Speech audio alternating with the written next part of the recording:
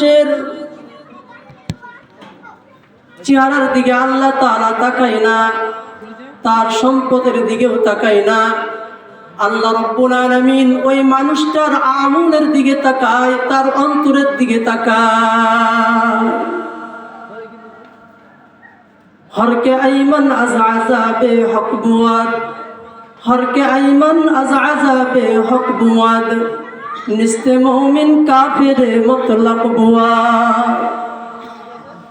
যে ব্যক্তি আল্লাহ তাআলার ভয় থেকে বেডর হবে, আল্লাহকে ভয় করে না, সে মুমিন হতে পারে না,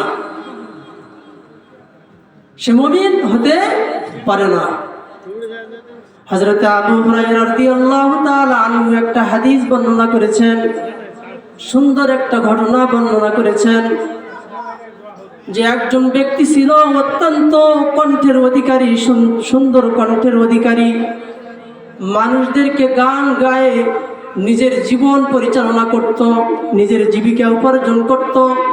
এই মানুষটা যখন ধীরে ধীরে বুড়া হইতে লাগলো, তার গলার কণ্ঠ যখন ধীরে ধীরে কমতে লাগলো, এই ব্যক্তি তার ছেলে সন্তানদেরকে ডাক দিয়ে ওসিয়ত করতেছে, আমার তো মৃত্যুর সময় ঘনিয়ে আসতেছে, আমার মৃত্যুর সময় অতি নিকটে চলে আসতেছে, আমি তো মৃত্যুবরণ করব।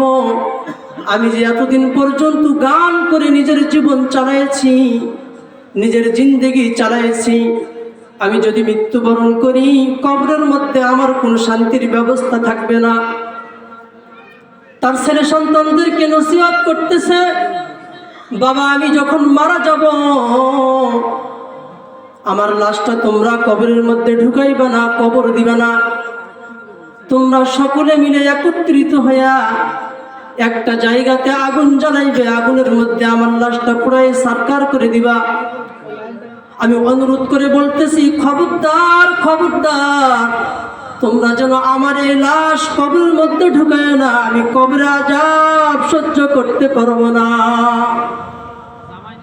আল্লাহর এই বান্দা আল্লাহর হুকুম মোতাবেক যখন তার মৃত্যুর ঘন্টা বেজে আসলো, মালাকুল মউত হযরত আজরাইল আলাইহিস সালাতু ওয়াস সালাম যখন ওই বান্দার নিকটে হাজির হয়ে গেল, হাজির হবার পরে তার জান যখন কবজ করে নিয়ে চলে গেল,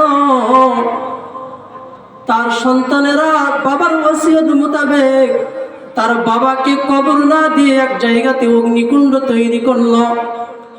অগ্নিকুণ্ড তৈরি করে সেখানে তার বাবাকে পুড়ায় সারকার করে দিল। তার বাবা আরেকটা কথা বলেছিল, আগুনের মধ্যে তো পুড়াইবা, শর্ত হলো আরেকটা, এই ছাইগুলো অর্ধেক জমিনের মধ্যে ফেলাই দিবা, অর্ধেক ছাই সমুদ্রের মধ্যে ফেলাই দিবা। তার ছেলে সন্তানরা বাবার নসিহত মোতাবেক কাজ সম্পাদন করেছে। আল্লাহ পাক রব্বুল আলামিন জমিনের ফেরেশতাদেরকে ডাক দিয়ে বললেন, ও আমার ফেরেশতারা, তোমাদের বুকের মধ্যে যে ছাইগুলো ফেলে দেওয়া হয়েছে একত্রিত করো। সমুদ্রকে আল্লাহ পাক রব্বুল আলামিন অর্ডার দিলেন, ও সমুদ্র, তোমার মধ্যে যতগুলো ছাই ফেলায় দেওয়া হয়েছে একত্রিত করো। দুই ছাইকে একত্রিত করবার পরে আল্লাহ রাব্বুল আলামিন পূর্ণাঙ্গ একটা মানুষ তৈরি করলেন। কথাগুলো ভালো করে শুনবেন, ভালো করে বুঝবেন।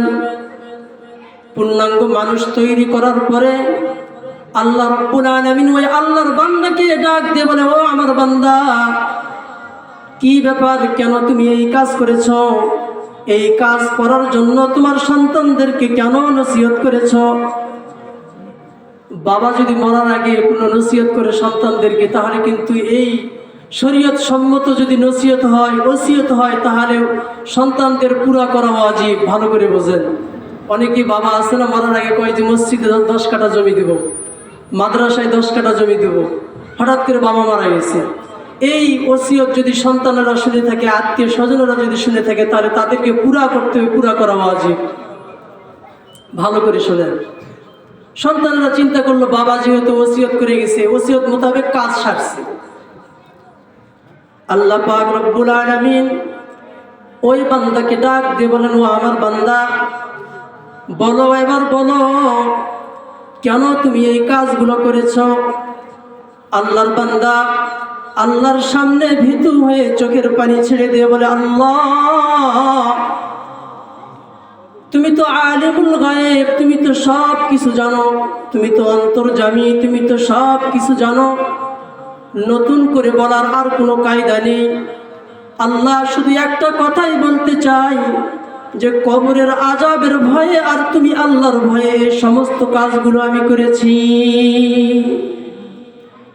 আল্লাহ রাব্বুল আলামিন সঙ্গে সঙ্গে বান্দাকে ডাক দিয়ে বলে, বান্দা, আমি বুঝতে পেরেছি আমার রহমতের দরিয়া জোশ মেরে দিয়েছে।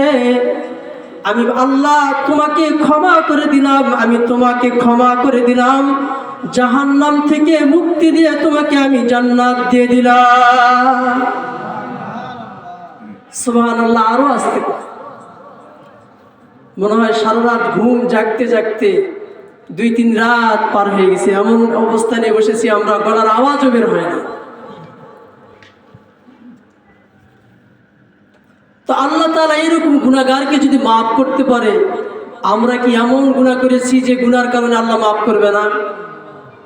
কুল ইয়া ইবাদিয়াল্লাযীনা আসরাফু আলা আনফুসিহিম লা তাকনাতু মির রাহমাতিল্লাহ ইন্নাল্লাহা ইয়াগফিরুয যুনুবা জামিআ ইন্নাহু হুয়াল গফুরুর রহিম। আল্লাহ রাব্বুল আলামিন দুনিয়ার মানুষদেরকে ডাক দিয়ে বলেন, ও আমার বান্দারা, কুল ইয়া ইবাদ, ও আমার বান্দারা, তোমরা যারা নিজের নফসের উপর জুলুম করেছ, নিজের নফসের উপর অত্যাচার করেছ, অন্যায় করেছ, তোমরা এটা কখনো মনে করিও না যে আমি আল্লাহ মনে হয় ক্ষমা করব না। আমি আল্লাহ ক্ষমা করার জন্য বসে আছি। তোমরা খালি চাও উদউনি আস্তাজিব লাকুম, তোমরা আমি আল্লাহকে ডাকো, আমি আল্লাহর কাছে ক্ষমা চাও। আমি আল্লাহ রাব্বুল আলামিন তোমাদের সমুদ্রের মতো যদি গুনাহ হয়, সমুদ্রের ফেনার মতো যদি গুনাহ হয়, আমি আল্লাহ রাব্বুল আলামিন তোমাদের সমস্ত পাপ রাশিগুলোকে ক্ষমা করে দিব। আল্লাহ তাআলা ক্ষমা করার জন্য বসে আছে, কিন্তু আমরা ক্ষমা চাওয়ার জন্য নাই।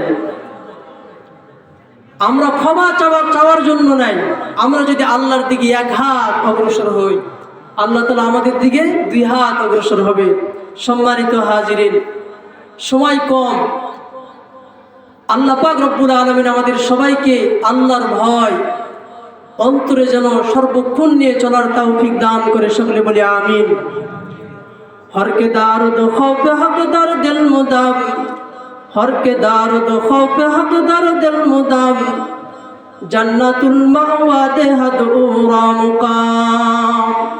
যদি আপনার অন্তরে আল্লাহর ভয় থাকে, আল্লাহ তাআলা আপনাকে জান্নাত দান করবে, জান্নাতুল মাওয়া দান করবে। সুবহানাল্লাহ বলেন। আল্লাহ পাক আমাদের সবাইকে আল্লাহর ভয় অন্তরে নিয়ে পৃথিবীতে চলার তৌফিক দান করুন। সকলে বলি আমিন। وآخر دعوانا الحمد لله رب العالمين.